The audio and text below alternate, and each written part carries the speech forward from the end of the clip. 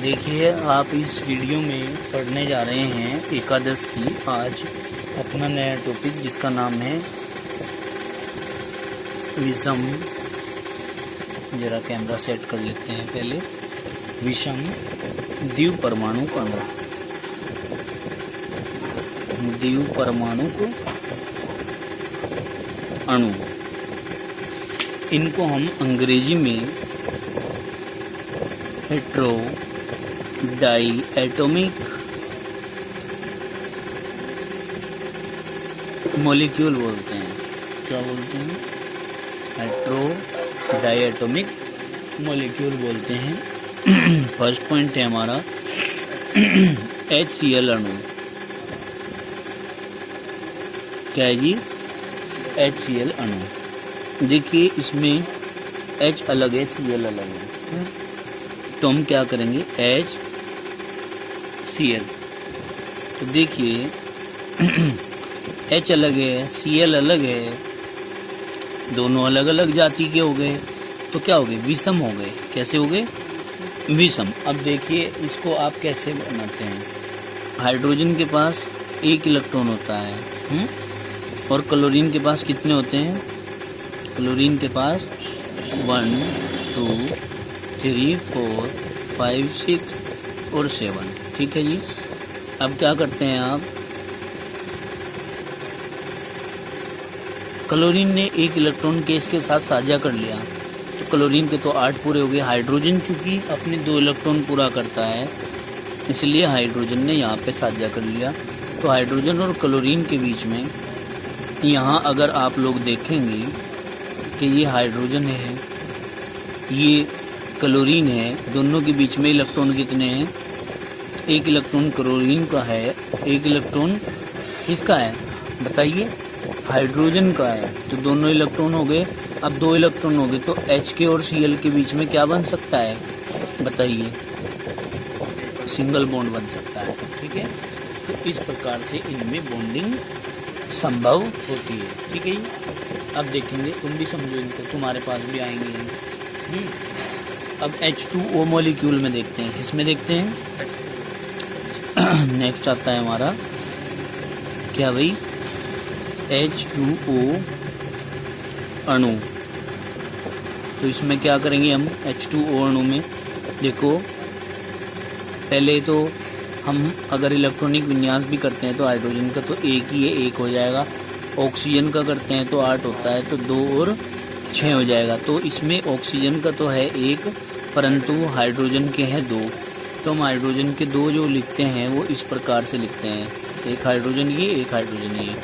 तो मैं ऑक्सीजन के जो मॉलिक्यूल पर 6 इलेक्ट्रॉन है उनको दिखाता हूँ। 1 2 3 4, ठीक है जी, 5 और 6। और हाइड्रोजन के जो हैं वो आप ये एक ये रहा, क्योंकि हाइड्रोजन के पास एक है। ठीक है ना।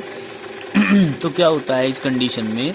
हाइड्रोजन अपने 2 इलेक्ट्रॉन पूरे करने का प्रयास करता है। ये देखिए, इस प्रकार से हाइड्रोजन 2 मॉलिक्यूल, हाइड्रोजन का जो एटम है वो अपने 2 इलेक्ट्रॉन पूरे कर लेता है। बात करते हैं ऑक्सीजन की, तो ऑक्सीजन के 2 4 और 2 हैं, क्योंकि आप लोगों ने पढ़ा था कि जो साझे के इलेक्ट्रॉन होते हैं उन पर सभी परमाणुओं का बराबर अधिकार होता है। मतलब ऑक्सीजन का भी इतना ही अधिकार है इन दोनों इलेक्ट्रॉन पर, और हाइड्रोजन का भी इतना ही है। ठीक है ना।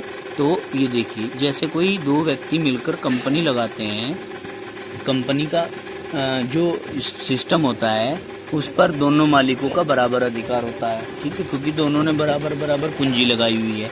तो इस प्रकार से बॉन्डिंग हो जाती है। और बॉन्डिंग के लिए आप देखेंगे कि हाइड्रोजन, ऑक्सीजन, हाइड्रोजन, तो आप देखेंगे यहाँ पर इलेक्ट्रॉन कितने हैं? यहाँ पर 2 इलेक्ट्रॉन है, यहाँ पर भी कितने हैं? 2 इलेक्ट्रॉन हैं, और यहाँ पर ये 4 इलेक्ट्रॉन हैं जो बॉन्डिंग में पार्टिसिपेट नहीं कर रहे हैं। तो आप इस स्थिति में 2 इलेक्ट्रॉन ये, 2 इलेक्ट्रॉन ये, तो इसको हाइड्रोजन 2 इलेक्ट्रॉन को सिंगल बॉन्ड, यहाँ ऑक्सीजन, यहाँ सिंगल बॉन्ड, यहाँ हाइड्रोजन, और 4 इलेक्ट्रॉन, इस प्रकार से आप लोग दिखा सकते हो। ठीक है ना। तो जो बॉन्डिंग में पार्टिसिपेट कर रहे हैं, ये वाले इलेक्ट्रॉन, कौन कौन से इलेक्ट्रॉन भाई? ये वाले इलेक्ट्रॉन और ये वाले इलेक्ट्रॉन, ये होते हैं क्या?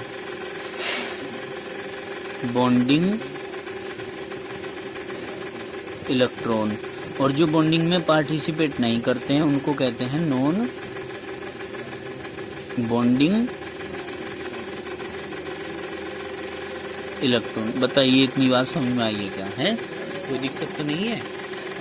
तो अब हम 2 मॉलिक्यूल पूरे कर चुके हैं। अब थर्ड मॉलिक्यूल हमारा आता है क्या? NH3 अणु। अब NH3 अणु को पढ़ेंगे बेटे। इसमें बहुत ही ज़रूरी चीज़ें हैं ये, और मैं बच्चों से बार बार कहता हूँ कि आप किसी के भी बहकावे में ना आए, अपनी पढ़ाई करें, ठीक है ना। बेवजह से अपना टाइम का बर्बादी मत करें, अपने मस्तिष्क को कोई इधर उधर मत ले जाएं, ठीक है। समय बहुत ही विकराल रूप ले चुका है और बहुत ही कम समय आप लोगों के पास बचा हुआ है। इसको सही सदुपयोग में आप लोग लगा लें तो ज़्यादा बेहतर होगा। जैसे नाइट्रोजन, ये रहा। हाइड्रोजन की कितने हैं? 3 है। एक ये रहा, एक ये रहा और एक ये रहा। तो मैं आप लोगों को यहाँ दिखा दूँ कि हाइड्रोजन का तो 1 होता है तो 1 ही हो जाएगा। नाइट्रोजन के 7 होते हैं तो 2 और 5 हो जाएंगे। तो इसके बाह्यतम कोश में 5 इलेक्ट्रॉन और हाइड्रोजन के बाह्यतम कोश में 1 इलेक्ट्रॉन होता है। तो देखिए ये जो नाइट्रोजन है इसके पास 5 इलेक्ट्रॉन है, हाइड्रोजन के पास अपने 1 इलेक्ट्रॉन है। ये दिखा दिए। नाइट्रोजन के जो इलेक्ट्रॉन हैं आप कह रहे हैं कि 5 इलेक्ट्रॉन है। 5 में से इसने 1 ने तो यहाँ साझा कर लिया, 2 इसके पूरे हो गए। 1 ने यहाँ साझा कर लिया, 2 इसके भी पूरे हो गए। 1 ने यहाँ साझा कर लिया, 2 इसके भी पूरे हो गए। नाइट्रोजन के पास कितने बचे? 2 बच गए। 1 2। तो अब पूरे करने के लिए नाइट्रोजन के पास 8 चाहिए। तो 2 4 6 और 2 8। तो इस प्रकार से नाइट्रोजन भी अपने 8 इलेक्ट्रॉन पूरे कर लेता है।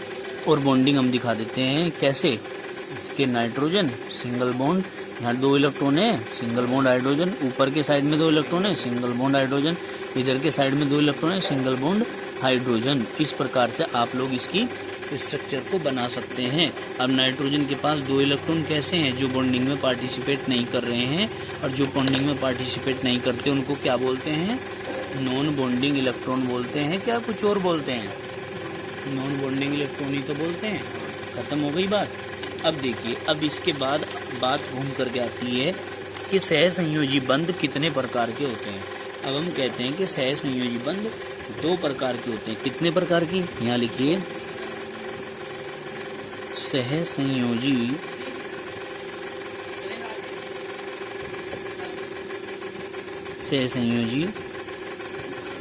बंध कितने प्रकार के होते हैं। सभी भैया बहन कक्षा 11 की अपने बराबर नोट्स बनाते रहें, ठीक है ना।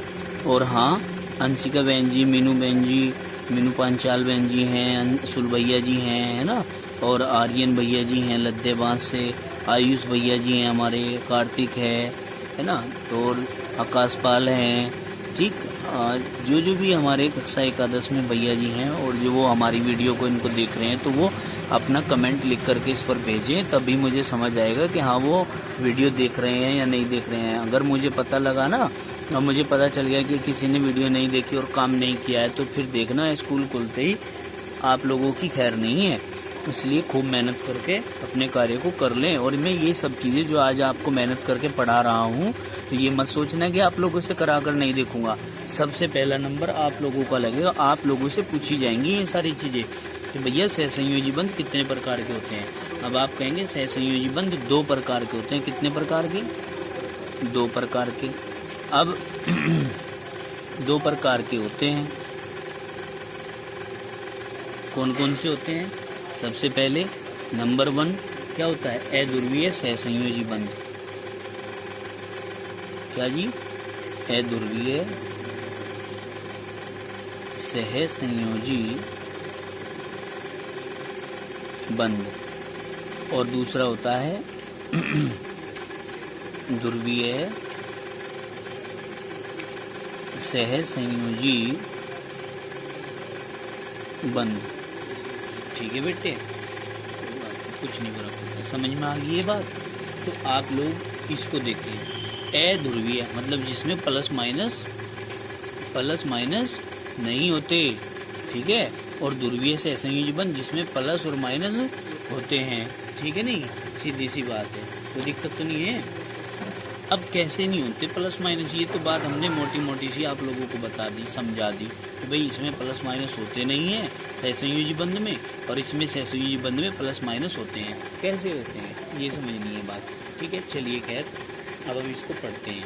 इसके अध्रुवीय सहसंयोजी बंध के उदाहरण होते हैं जैसे समान परमाणुओं में होते हैं, जैसे H2N2 है ना, Cl2, और जो ध्रुवीय सहसंयोजी बंध होते हैं ये HCl, इस टाइप के यौगिकों में बनते हैं। क्योंकि देखो साजे का जो इलेक्ट्रॉन युग्म है वो एक परमाणु की ओर खिसक जाता है इनमें ध्रुवीय सहसंयोजी बंध में, और किसकी ओर खिसकता है, जिसकी विद्युत ऋणात्मकता ज़्यादा होती है। अब विद्युत ऋणात्मकता का मतलब क्या है, गेनिंग पावर ऑफ इलेक्ट्रॉन, अपनी ओर इलेक्ट्रॉन को खींचने की क्षमता, समझ गए कि नहीं। तो चलिए खैर इनको पढ़ते हैं अभी अच्छे से और डिफाइन करते हैं। लाओ डिफाइन।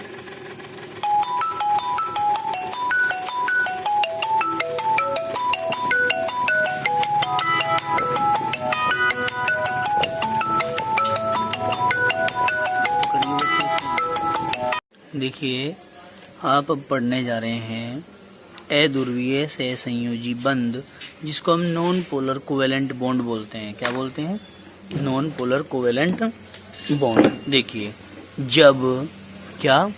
जब इसको थोड़ा सेट करते हैं भाई, जब साजे का इलेक्ट्रॉन युग्म जब साजे का इलेक्ट्रॉन युग्म दोनों परमाणुओं के मध्य स्थित होता है, दोनों परमाणुओं के बिल्कुल बीच में स्थित होता है, ठीक है। कि कब भाई, जब साजे का इलेक्ट्रॉन युग्म दोनों परमाणुओं के बिल्कुल बीच में स्थित होता है। बीच में कैसे स्थित होता है, जैसे A और B के बिल्कुल बीचों बीच स्थित होता है। समझ में आई बात। तो हमने कहा तब दोनों परमाणु अनावेशित रहते हैं, उस टाइम किसी पे कोई चार्ज नहीं होता, तथा ऐसा सहसंयोजी बंध अध्रुवीय कहलाता है। तो समान परमाणुओं के बीच बनने वाले सहसंयोजी बंध अध्रुवीय होते हैं, ठीक है जी। फॉर एग्जाम्पल आप कह रहे हैं, अब देखिए समान परमाणुओं के बीच बनने वाले बताओ बंध को हम सहसंयोजी अध्रुवीय बंध कहते हैं। देखिए कैसे, जैसे H2 मॉलिक्यूल में ये हाइड्रोजन, ठीक है ना, H2 मॉलिक्यूल की यदि बात करते हैं तो हाइड्रोजन हाइड्रोजन दोनों के पास, इसके पास एक इलेक्ट्रॉन, इसके पास एक इलेक्ट्रॉन, तो ये दोनों की विद्युत ऋणात्मकताएं हाइड्रोजन की चूंकि बराबर हैं, तो हाइड्रोजन और हाइड्रोजन दोनों बराबर ताकत से खींचते हैं, तो ये बिल्कुल बीच में आ जाते हैं, और बिल्कुल बीच में आ जाते हैं ये इलेक्ट्रॉन युग्म, तो किसी के भी ऊपर कोई भी प्रकार का चार्ज नहीं होता,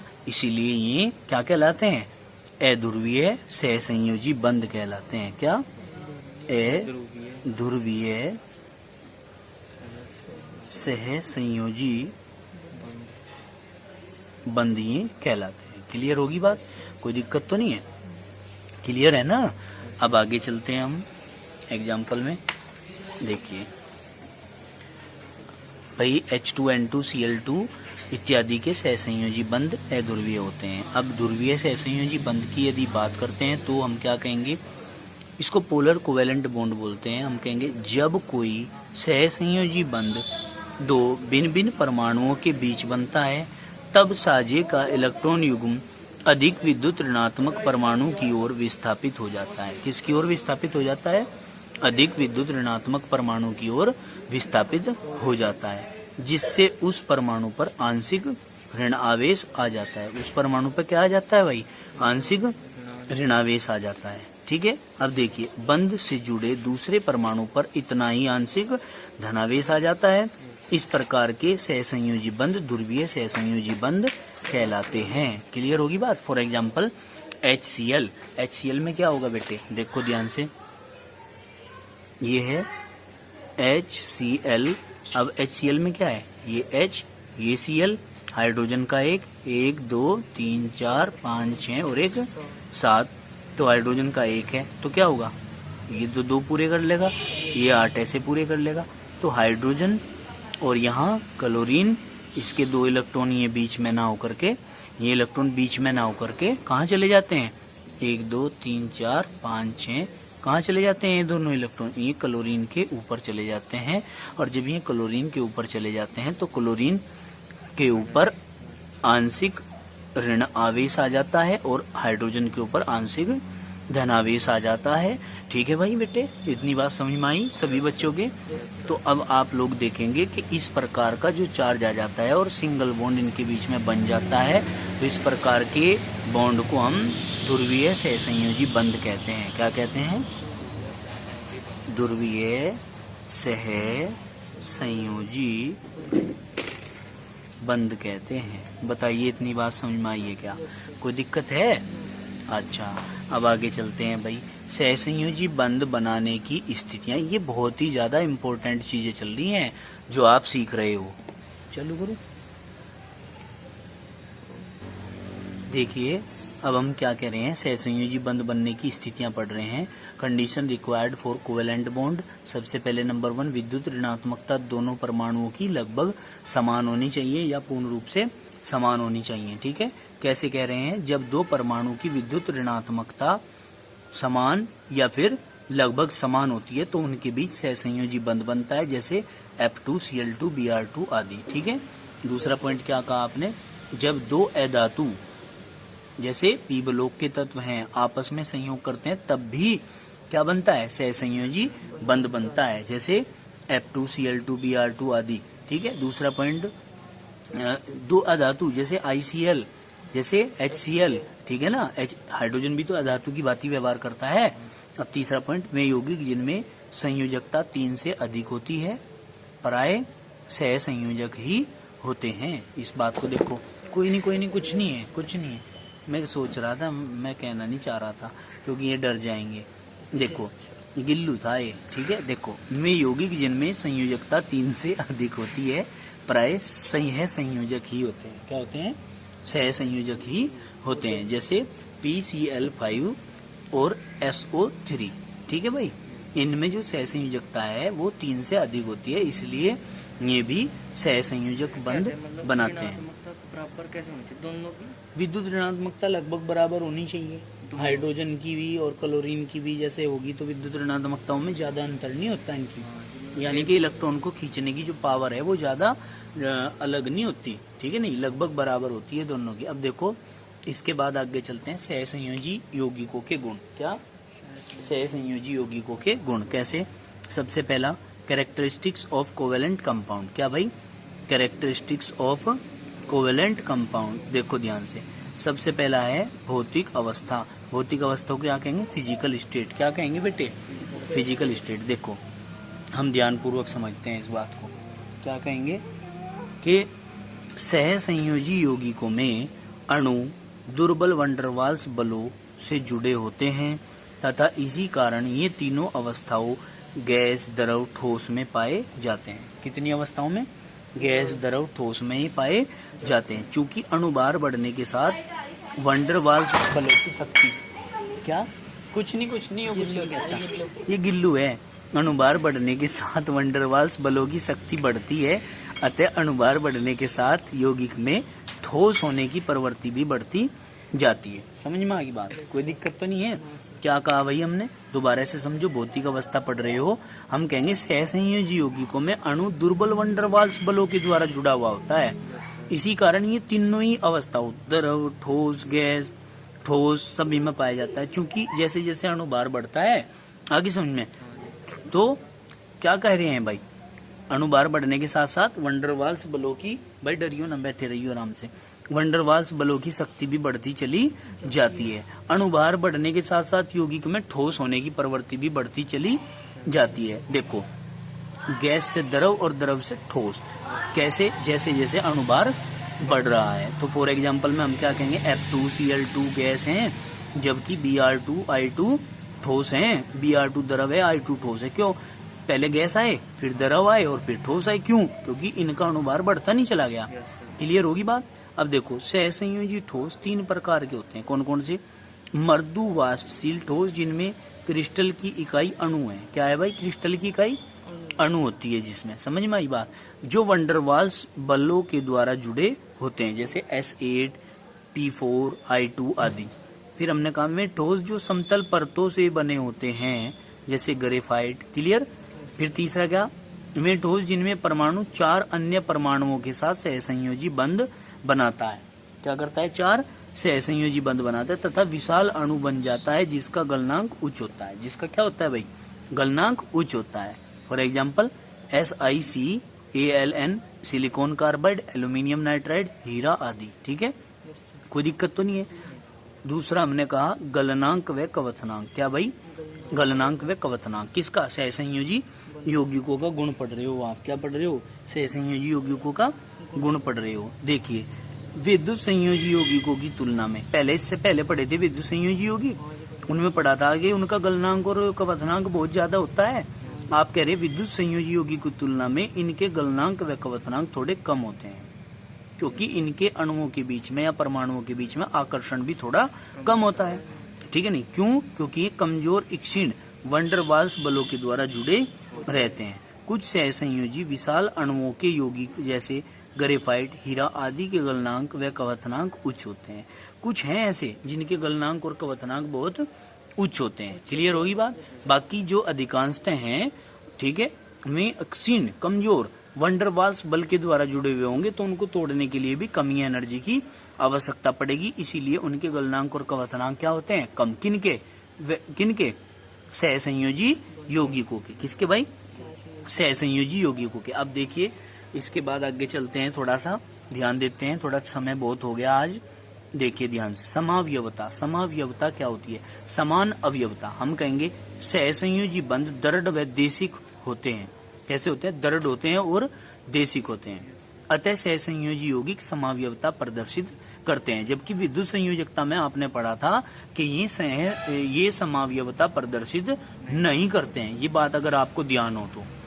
ठीक है, नेक्स्ट पढ़ते हैं विलेयता। विलेयता को कहते हैं सोल्युबिलिटी। क्या कहते हैं बेटे, सोल्युबिलिटी। अब देखो, अध्रुवीय सहसंयोजी यौगिक अध्रुवीय विलायकों जैसे CCl4, CS2, बेंजीन, टोलुइन इत्यादि में विलय हैं। भाई ध्रुवीय जो होगा वो ध्रुवीय विलायक के अंदर घुलेगा, और जो अध्रुवीय होगा तो वो अध्रुवीय विलायकों में घुलेगा। ठीक है, जबकि ध्रुवीय विलायकों जैसे जल में ये अविलेय होते हैं, जल के अंदर ये नहीं घुलते हैं। समझ में आ गई बात। अब आगे देखो, चालकता। क्या कहेंगे भाई, चालकता। देखो ध्यान से, सहसंयोजी यौगिक ठोस अवस्था में या गलित अवस्था में विद्युत के कुचालक होते हैं। चालकता की बात कर रहे बेटे। क्या, सहसंयोजी यौगिक ठोस अवस्था में या गलित अवस्था में विद्युत के कुचालक होते हैं। मतलब उनमें करंट नहीं बहता अगर वे ठोस अवस्था में होंगे। ठीक है ना, उनमें करंट नहीं बहता है, ना ही उनमें क्या होता है भाई, उष्मा बहती है। अगर वे कैसी अवस्था में होंगे बताओ मुझे। सहसंयोजी यौगिक ठोस अवस्था में या गलित अवस्था में विद्युत के कुचालक होते हैं। मतलब उनमें हम क्या पढ़ रहे थे विद्युत संयोजी यौगिकों में, कि भाई ठोस अवस्था में तो ये कुचालक होते हैं, लेकिन लिक्विड स्टेट जो होती है इनकी, उसमें क्या हो जाते हैं, लिक्विड स्टेट में गलित अवस्था होती है। उस गलित अवस्था में हमने विद्युत संयोजी यौगिकों में पढ़ा था कि करंट बह जाता है, मतलब सुचालक होते हैं। लेकिन हम इनकी बात कर रहे हैं, किन की बात कर रहे हैं, अब सहसंयोजी यौगिकों की। सहसंयोजी यौगिकों में आप कह रहे हैं कि चाहे लिक्विड स्टेट हो चाहे सॉलिड स्टेट हो, बाकायदा ये कुचालक हैं, वो चालक ही रहेंगे, इनमें करंट नहीं बहनेगा। क्यों, क्योंकि इनमें आयन अथवा मुक्त इलेक्ट्रॉन नहीं होता, और जब मुक्त इलेक्ट्रॉन नहीं है तो इनमें करंट नहीं बहेगा। बात आती है रासायनिक अभिक्रियाएं किसकी, सहसंयोजी यौगिकों की। देखिए इनकी अभिक्रियाएं आणविक होती हैं, अणु बनते हैं इन अभिक्रियाओं में, और अणु ही इनमें भाग लेते हैं। क्या कहेंगे, इनमें अणु भाग लेते हैं, इसलिए आणविक अभिक्रियाएं होती हैं। ये अभिक्रियाएं आयनिक अभिक्रियाओं से बहुत धीमी होती हैं। क्या होती हैं भाई, भंगुरता तथा भंगुरता। क्या कहेंगे हम, ये यौगिक विद्युत संयोजी यौगिकों की तुलना में मृदु व कम भंगुर होते हैं। वे तो भंगुर थे, चूर चूर हो जाते थे, ठीक है ना, ये मृदु भी होते हैं और कम भंगुर होते हैं। मतलब इनमें क्या नहीं होता, चूर चूर नहीं होते हैं, चोट मारने पर ये चूर चूर नहीं होते। समझ में आ गई बात, कोई दिक्कत तो नहीं है। अब हम आज के लिए इतना ही रखते हैं, बाकी करेंगे कल। ठीक है, धन्यवाद आज के लिए, बाकी की वीडियो कल बनाएंगे। ठीक है भाई, समय भी काफी हो गया है। धन्यवाद।